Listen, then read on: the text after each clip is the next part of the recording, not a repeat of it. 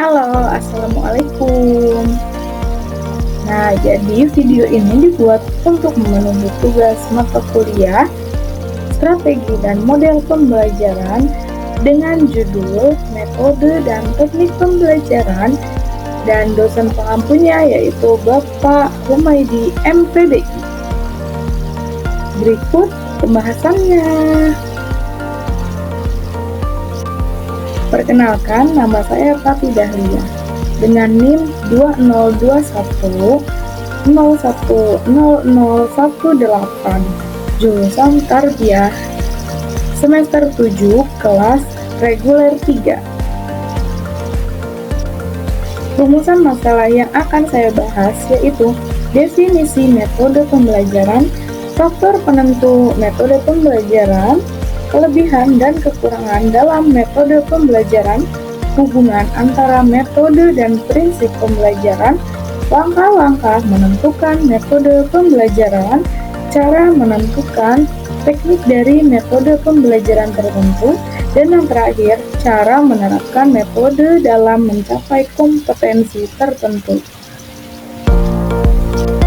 Yang pertama dibahas yaitu pendahuluan. Nah, peserta didik memiliki perbedaan kemampuan, minat, gaya belajar, dan latar belakang, sehingga metode pembelajaran yang sama tidak selalu efektif untuk mereka. Nah, metode yang monoton juga dapat menurunkan motivasi, sementara keterbatasan fasilitas dan kompetensi guru serta tuntutan kurikulum yang padat sering menjadi kendala. Pemahaman terhadap masalah ini penting untuk merancang metode pembelajaran yang sesuai dengan kebutuhan peserta didik dan kondisi institusi pendidikan tersebut. Pembahasan pertama tentang definisi metode pembelajaran. Jadi, metode pembelajaran adalah pendekatan atau cara yang melibatkan pengalaman langsung, refleksi, penyesuaian pengetahuan, perencanaan langkah pembelajaran, dan pengembangan berbagai kecerdasan individu untuk mencapai tujuan pembelajaran secara efektif dan efisien. Pembahasan kedua yaitu faktor-faktor yang menentukan metode pembelajaran, meliputi yang pertama, tujuan pembelajaran. Metode yang dipilih berdasarkan tujuan yang ingin dicapai, mencangkup kemampuan yang harus dimiliki peserta didik setelah pembelajaran. Yang kedua, bahan atau materi pembelajaran. Bahan belajar seperti konsep, prinsip, prosedur, dan fakta mempengaruhi metode yang digunakan. Yang ketiga, sumber belajar. Pemilihan metode dipengaruhi oleh kondisi sumber belajar, baik internal maupun eksternal. Yang keempat, warga belajar. Karakteristik peserta didik seperti usia, latar belakang, dan kondisi psikis mempengaruhi proses pembelajaran.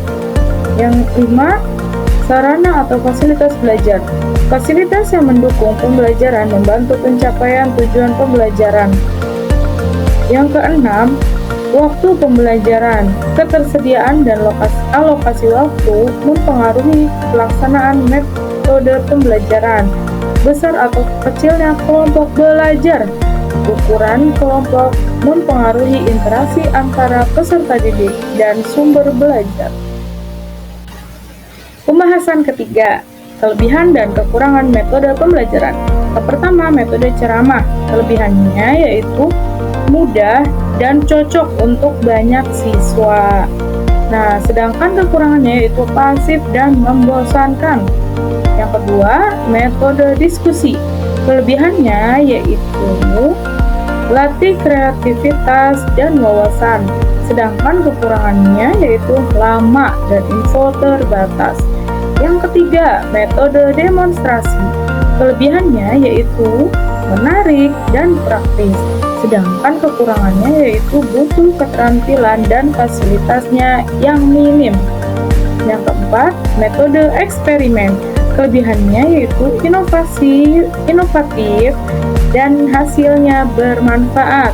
Sedangkan kekurangannya yaitu fasilitas minim dan hasil belum pasti. Yang kelima, metode tanya jawab. Kelebihannya yaitu melatih logika dan ingatan. Sedangkan kekurangannya yaitu siswa takut dan buang waktu. Yang terakhir, metode resitasi.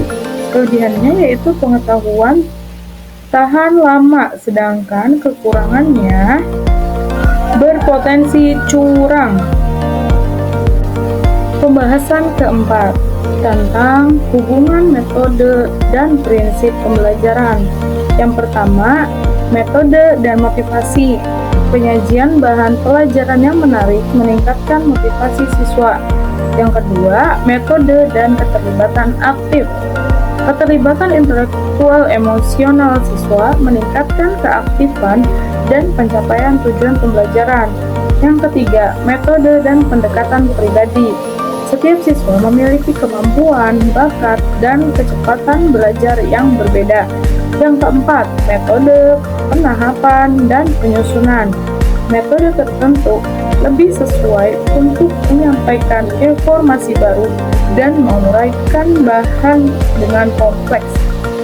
Yang kelima, metode dan umpan balik. Proses pembelajaran memerlukan berbagai jenis umpan balik. Yang keenam, metode dan pengalihan atau transfer. Pendidikan membantu siswa menerapkan hasil belajar ke situasinya. Pembahasan kelima yaitu langkah-langkah menentukan metode pembelajaran. Yang pertama, menentukan tujuan. Tetapkan tujuan pembelajaran yang jelas dan spesifik. Kedua, memahami karakteristik siswa. Pertimbangkan usia, latar belakang, kemampuan, gaya belajar, dan motivasi siswa. Yang ketiga, menilai sumber daya. Perhatikan ketersediaan waktu, fasilitas, alat bantu, dan teknologi. Yang keempat, menyesuaikan lingkungan. Pilih metode sesuai dengan lingkungan belajar, kelas, online, atau blend. Evaluasi efektivitas. Pastikan metode yang dipilih efektif mencapai tujuan pembelajaran. Pembahasan 6. Cara menentukan teknik dari metode pembelajaran. Yang pertama, sesuaikan dengan tujuan pembelajaran. Yang kedua, pertimbangkan bahan atau materi yang diajarkan. Yang ketiga, perhatikan karakteristik siswa. Yang keempat, pilih strategi yang relevan dengan tujuan dan materi. 5. Sesuaikan dengan kemampuan profesional guru. 6. Pertimbangkan ketersediaan waktu dan jumlah materi. 7. Gunakan media dan peralatan yang memadai. 8. Perhatikan suasana lingkungan kelas dan lembaga. 9. Pilih kegiatan sesuai kebutuhan dan minat siswa untuk meningkatkan motivasi. Oke, kita masuk pada bagian terakhir yaitu kesimpulan. Jadi, metode pembelajaran yaitu proses pengalaman langsung, refleksi, pengamatan, dan eksperimen untuk mencapai tujuan dan mengembangkan kecerdasan individu. Faktor penentu: tujuan, materi, sumber, siswa, fasilitas, waktu, dan kelompok. Kelebihan dan kekurangan metode pembelajaran. Jadi, tadi sudah dibahas ya, kelebihan dan kekurangan. Jadi dari metode ceramah, diskusi, demonstrasi, eksperimen, dan tanya jawab. Nah, hubungannya metode harus sesuai dengan prinsip pembelajaran, siswa, pusat, motivasi, dan lain-lain. Langkah menentukan metode: analisis tujuan, sumber daya, waktu, pilih dan kombinasikan dengan metode pembelajaran yang tepat. Terakhir, cara menentukan teknik: evaluasi kelebihan, sesuaikan tujuan, materi, siswa, dan kondisi.